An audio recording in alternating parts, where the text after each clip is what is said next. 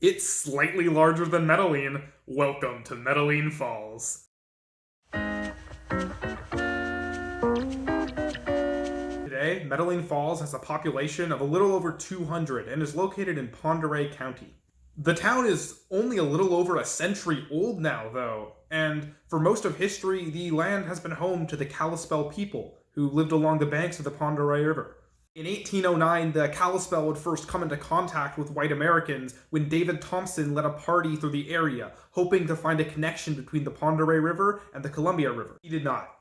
For the next half-century after that, though, everything kind of just continued as normal, with the only other new people showing up being the occasional trapper. All that would change, though, when gold was discovered in the area. As you might expect, following the discovery of gold, settlers did start to trickle in. It very quickly was discovered, though, that the gold was incredibly hard to extract, and most people ended up just leaving, though a contingent of Chinese prospectors did remain and would work the area for the next decade. As 1870 dawned, future Metaline Falls gold reserves were running low, but luckily, almost at the exact same time, a new resource was discovered. And that was zinc, and also silver, but that's less important-ish. Either way, this was enough to start the mining boom, and settlers started to flood into the area. Over the next decades, more deposits of zinc, silver, and even lead were discovered, and more people kept coming. It wouldn't be until after the 20th century, though, in 1905, when the future town founder, Lewis Larson, would show up, and he came looking for another resource entirely. While Metaline Falls might have had its origins in zinc, silver, and lead, it would be cement that would truly cement itself as a town. 4 years after Larson's original visit, in 1909, the Inland Portland Cement Company would be founded. At this point, Metaline had the resources, it had the economy, and it just needed one thing, and that was connections. Metaline Falls today is not the easiest place to get to. It's a little bit off the beaten track, and as you might expect, in the early 20th century, it was significantly harder.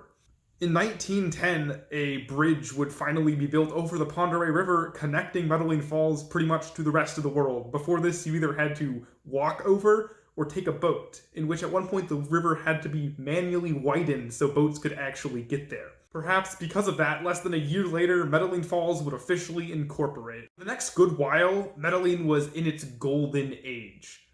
It led the state in lead and zinc production, and during World War II even had soldier miners employed to extract minerals. It had to come to an end at some point, though, and by the 1970s, Metaline Falls Industries had begun to decline. 2 decades later, the Inland Portland Cement Company, which for most of its history had actually been the Lille Portland Cement Company and was now the Lafarge Portland Cement Company, finally closed its doors, shutting off the backbone of the town. The other mines would labor on, though, until very recently in 2019 when the zinc mine finally has closed for good. While Metaline Falls' mining industry that built it and was the backbone of the city for most of its history has pretty much died, that doesn't mean that Metaline Falls is going anywhere anytime soon. The city is surrounded by some of the most beautiful nature that is in the entire world. There are caves, forests, and of course the Pend Oreille River itself. In addition, the town is taken to hosting numerous festivals. So, that's Metaline Falls. Thanks for watching.